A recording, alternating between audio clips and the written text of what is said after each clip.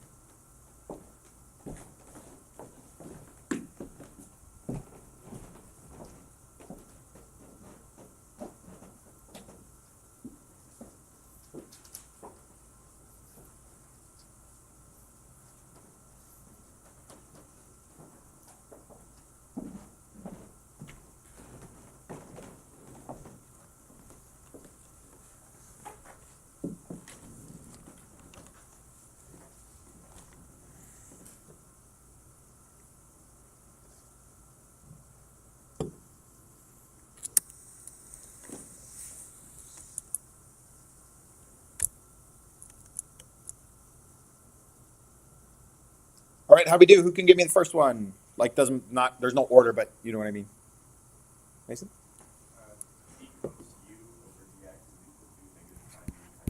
All right, I like it. Negative sine u times u prime, right? The derivative of u, very good. And that's the form that I think we want to write it down in.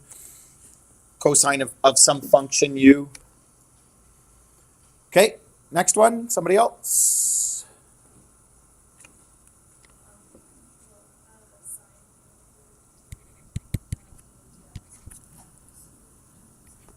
Nice.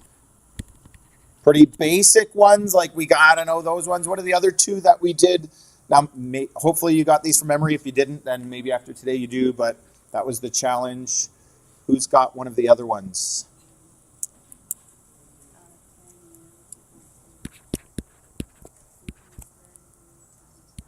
Yeah. Times u prime. Good. The derivative of u and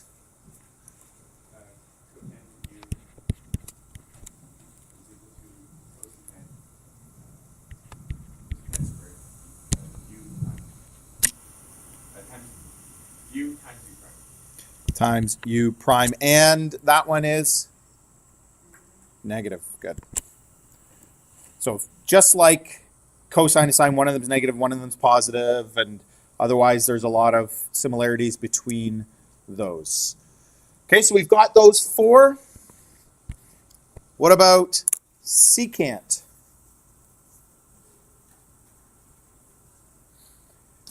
We might think it's just the reciprocal of the derivative of its reciprocal. And remember, we talked about this when we started looking at derivatives.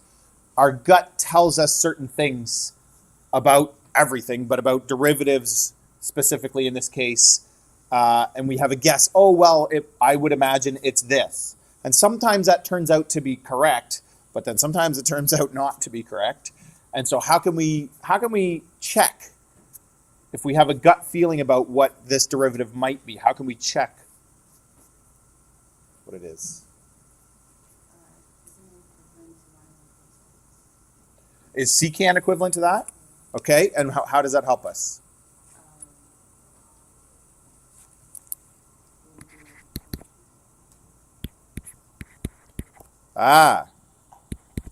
Or if I wrote it like this, cos x all to the negative 1.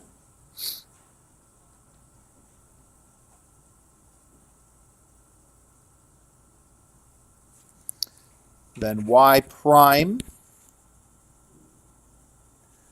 Bring the exponent down. Watch carefully because this can be tricky. Bring the exponent down. This all stays the same. Subtract 1 from the exponent, then multiply by the derivative of what's inside.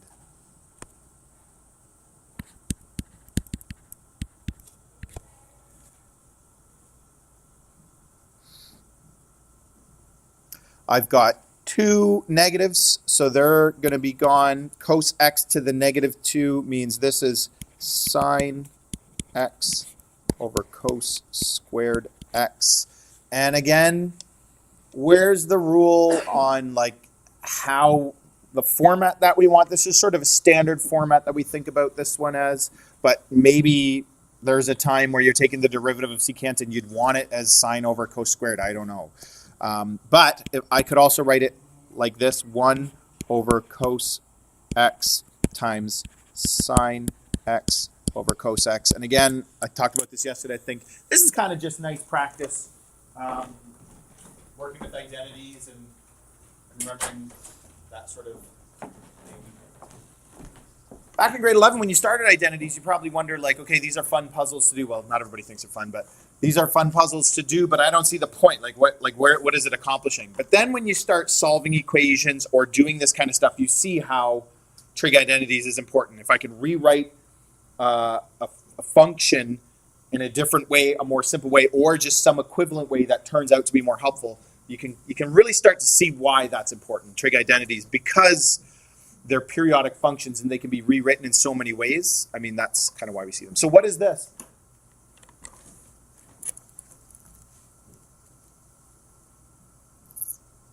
One over cos is, come on, I know you know, secant. And sine over cos is tan.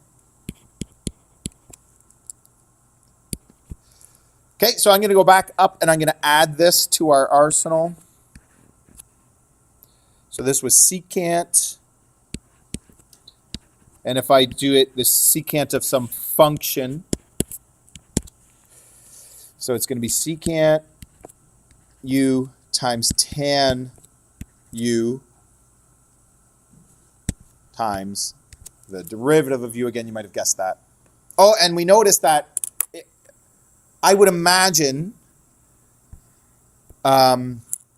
somebody might have thought, since secant is 1 over cos, the derivative of secant would be 1 over the derivative of cos type thing, but it's not, right? Like, it's definitely not that. So it turns out often derivatives are a little bit more complicated than that, don't quite work out that way. Okay, and then we could go through the same proof, but we won't for cosecant. I'm going to give you this one. So it's negative cosecant u cotan u times u prime.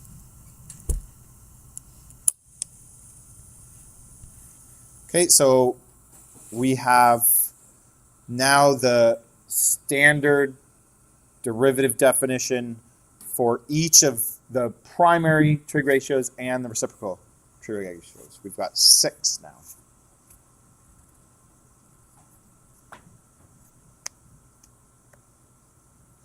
Okay, and I want you to give B a try.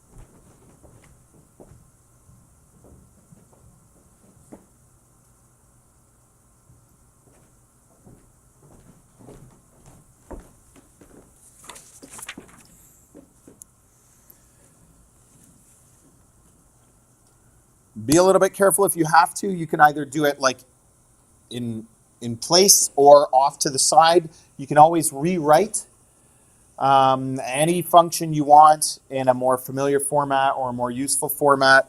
And yesterday when we were doing these things, sine squared x, we remembered that it was sine of x all squared.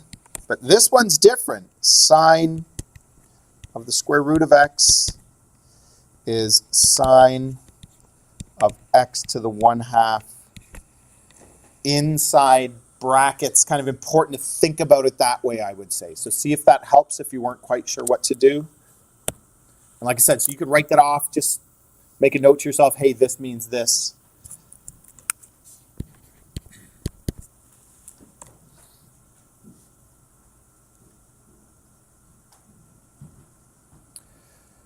And now when I look at it and I think about the definitions above, this is sine of some function.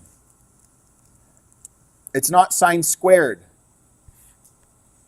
When we do sine squared, we do this exponent first, and then we still have this function, and then we take the derivative of what's inside those brackets. So it looks different, like there's different parts to it. That's not what this one is like. So this one is cos of the square root of x times the derivative of the angle. So that's 1/2 x to the negative 1/2. And if I want to clean this up a little bit, and I saw a lot of people had this already, cos root x over 2 root x. Okay, let's try another one. Everybody okay? Got that?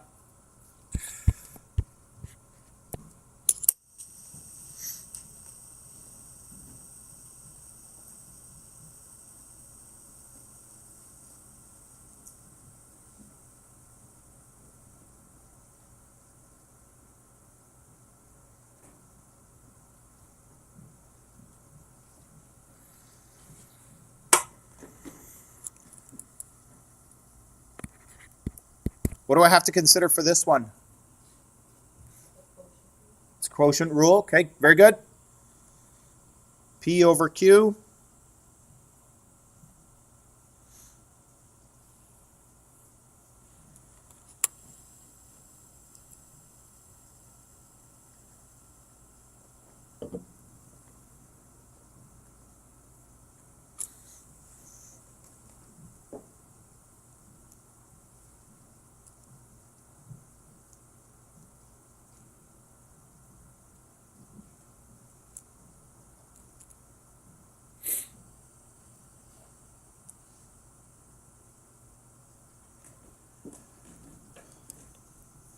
Quotient rule starts derivative of the top times the bottom. The derivative of the top is 1, so times the bottom is just the bottom. Minus the derivative of the bottom times the top, or the top times the derivative of the bottom, whatever order you want to do it in. So there's the top, and the derivative of the bottom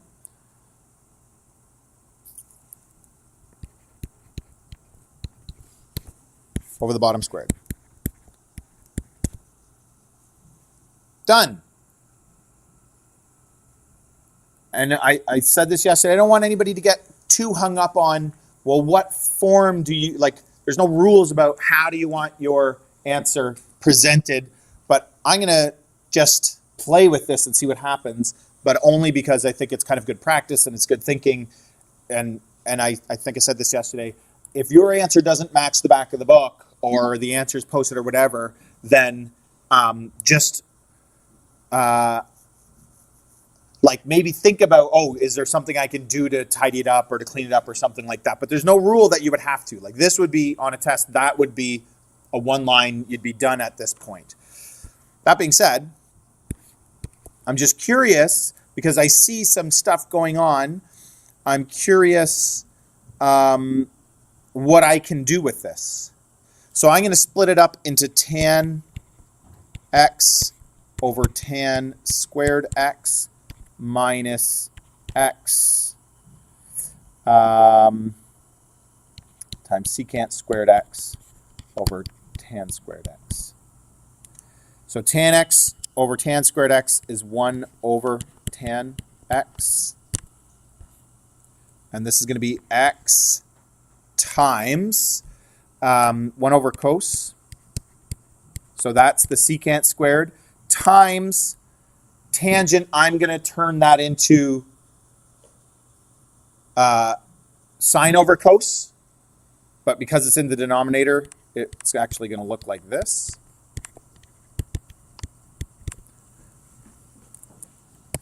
And I just noticed, like, when I did this question, I kind of thought, it looks like maybe that's going to work out. So I just tried it to see what would happen, and it sure did. So this is cotan minus x times cosecant squared x, or 1 over sine squared x, or however you present it. Again, there's no rule, but I did tidy up a bit nicer than the other one. Like if I was going to take the second derivative, that's probably a lot easier than that. Don't you think? So maybe that's a time which we'll start looking at tomorrow. If you're taking the second derivative where you want to tidy it up, whether you have to or not, isn't the point, but you might want to. Okay, let's try another one, unless there's any questions about that. What do you have to consider for this one? Product rule. Last one was quotient rule. This one's product rule. Go ahead.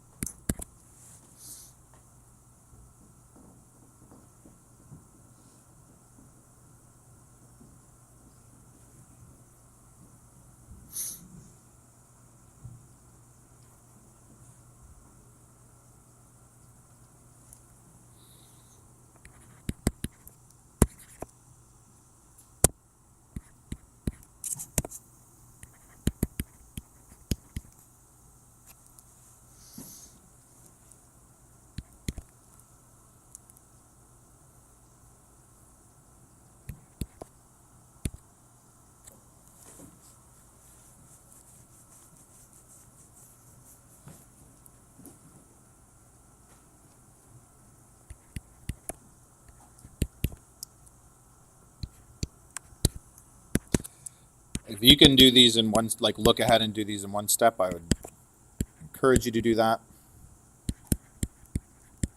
Okay, I think that's good. Not much else we can do to that one. So the derivative of the first times the second plus the first times the derivative of the second, cos 4x times the derivative of what's inside, which is just 4. So I just brought the 4 to clean up the monomials. We usually do that sort of a thing. One's okay. A couple more.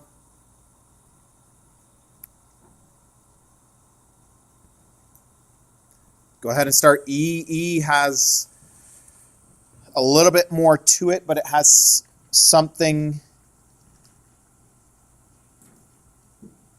about it that if you didn't think about it this way, you'd probably really get stuck.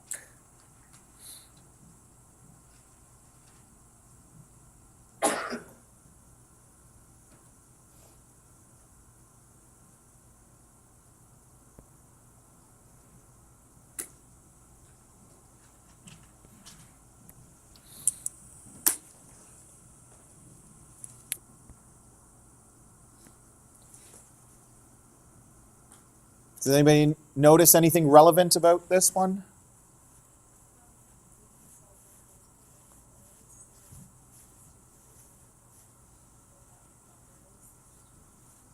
Yeah, it's a constant. Cos of pi by 4 is now, and it happens to be one that we can solve the exact value of, but it's irrelevant what it works out to, because it's just as if it were like 2. What's the derivative of 2? 0. So it's gone, like it's a constant, right?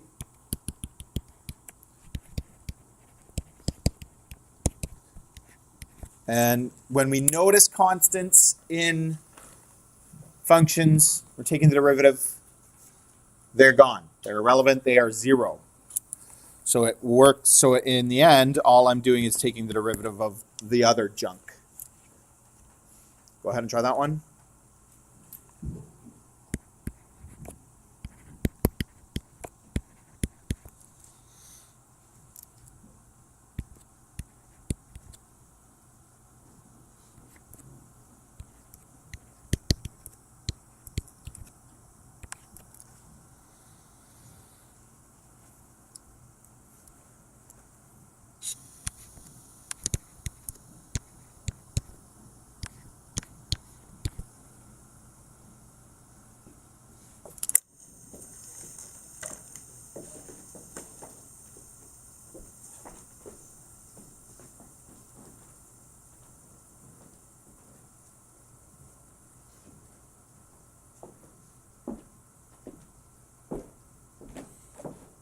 And if we go all the way back to Unit 2, when we first started looking at this, when I'm taking the derivative of something, if I'm adding the parts, I take those derivatives separately, right? That's not product rule like derivative of the first, derivative of the second. If I'm adding things, I can ignore all of this and just take that derivative and then ignore that and take that derivative, even if whether this is a constant or not. If you're adding things, those derivatives happen separately. It's when you're multiplying things that you have to think about it. So this is what I got so far. If you just want to go over it with me quickly, we can do that.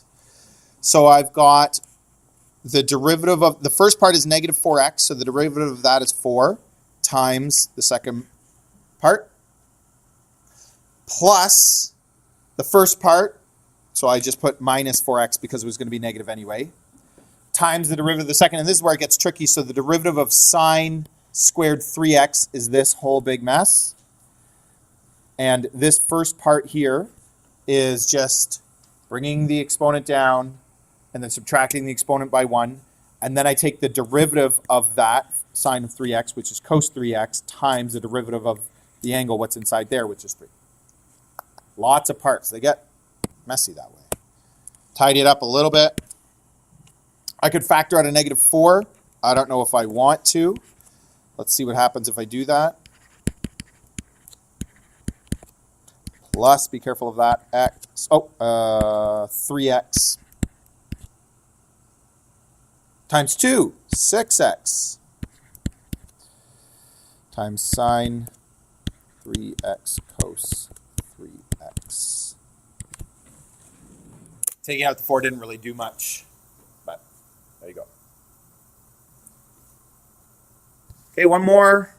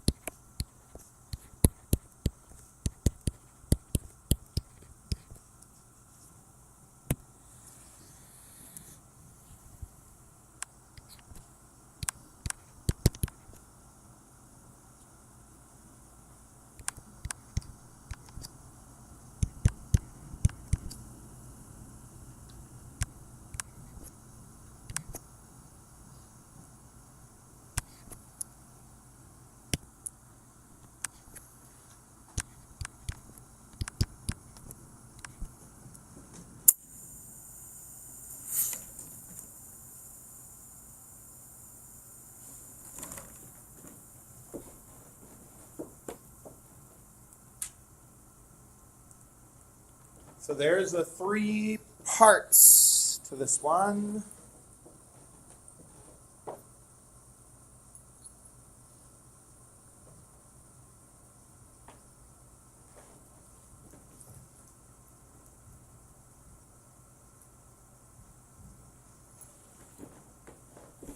And I don't know, I don't think there's much we can do to tidy that one up. I'd take the second derivative of that. Eesh.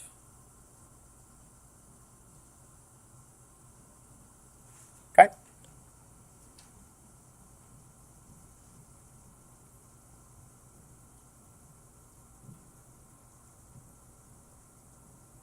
Okay.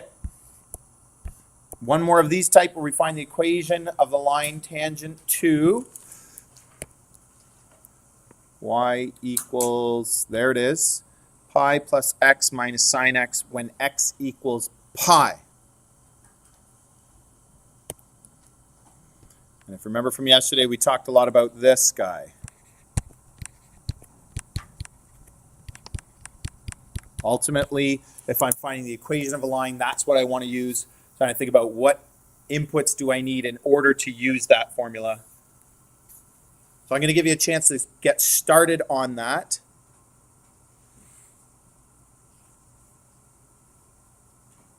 And then I'll catch up.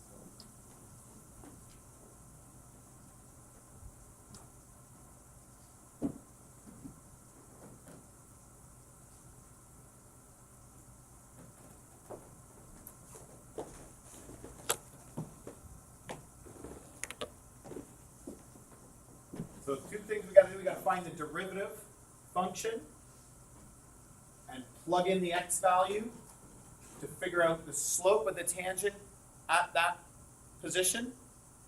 So there's the derivative function, 1 minus cos of x. Nice and simple. Again, pi was a constant. So then I'm going to evaluate that when x equals pi. So I just have to figure out what the cos of pi is, and I think about the graph to do that, right?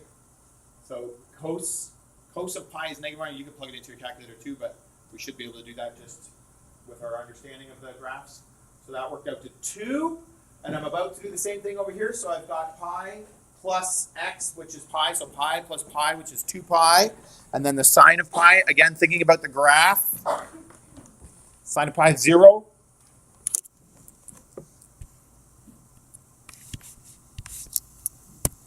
Because it starts at 0, and then halfway through at pi, it's at 0, and then after 2 pi, it's at 0 as well, right? Like, think about this stuff. I cannot stress, yes, you can plug it into your calculator, but if you're always going to depend on your calculator for these kinds of things, you'll miss the opportunity to make the connections yourself, and make more sense of all of this. By now, I hope we've realized how important it is to understand the graphs, to understand the bigger picture of what's going on. So this worked out to 2 pi, is that right? Minus 0, oh, I should show that. It's 2 pi. And now I can use this guy, y minus y1 equals m times x minus x1. M equals 2, and my point is pi and 2 pi. So y minus 2 pi equals 2 times x minus pi.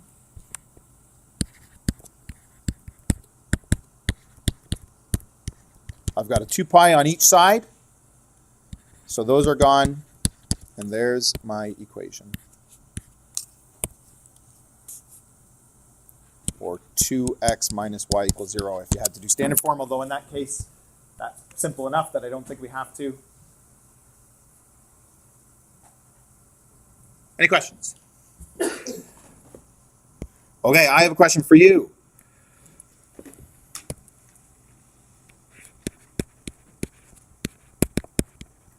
We were talking about constants.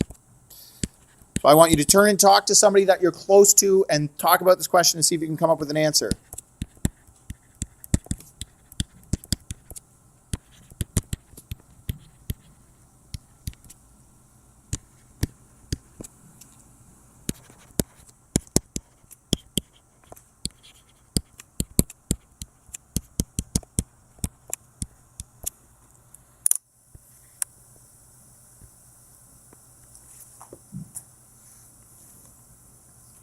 Okay, so take a moment and do that.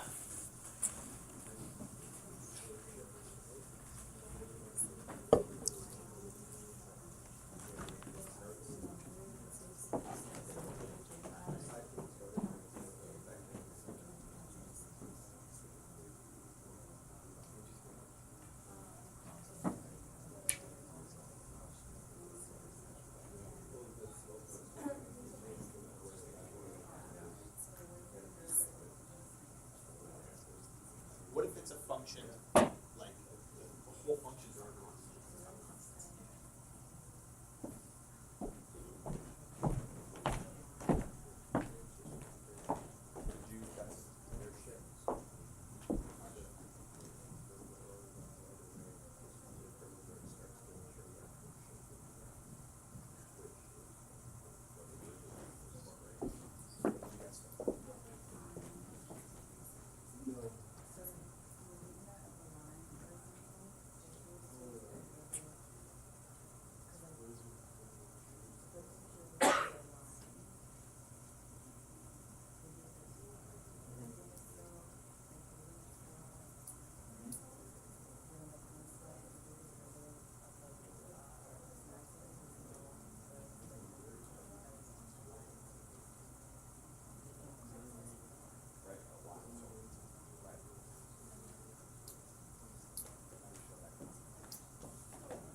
Okay, interesting. Here, let me show you this. Jason, can you share with everybody what you were just saying?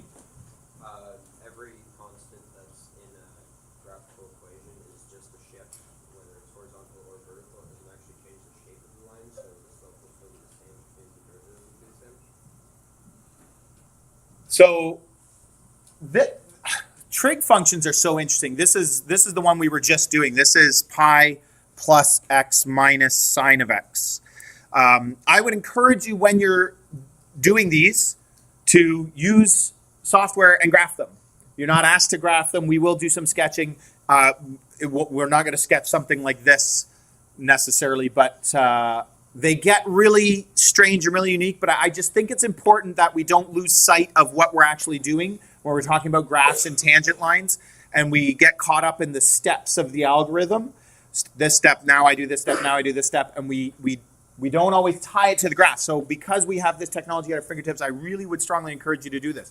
But here we go. So this is the tangent line that we just found. Remember, we found that that's the equation of the tangent line. That's what we found, y equals 2x. Okay? There's the point, so I can change that point to change the tangent line. I'll do that in a minute. But what happens when I add a constant to this function here. Why didn't that work? Let me bring this function over here. So right now, this little slider will add constants to it. And when I add a constant this way, just to build on what Jason was saying, it's a vertical shift, right? It's only going to move the graph up and down, which again, won't change the shape. And at that location, if I moved it horizontally, it would change the tangent at pi in this case, right? It would change it. It wouldn't change the look of the graph, but it would change the answer. But a vertical shift will make no difference in the equation of the tangent line at that point, because all it does is move the graph up and down.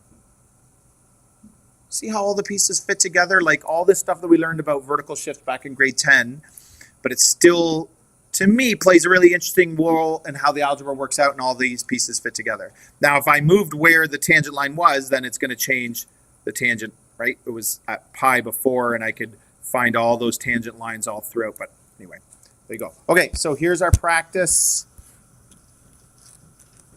Any questions about anything like that? Anybody else want to add anything to that?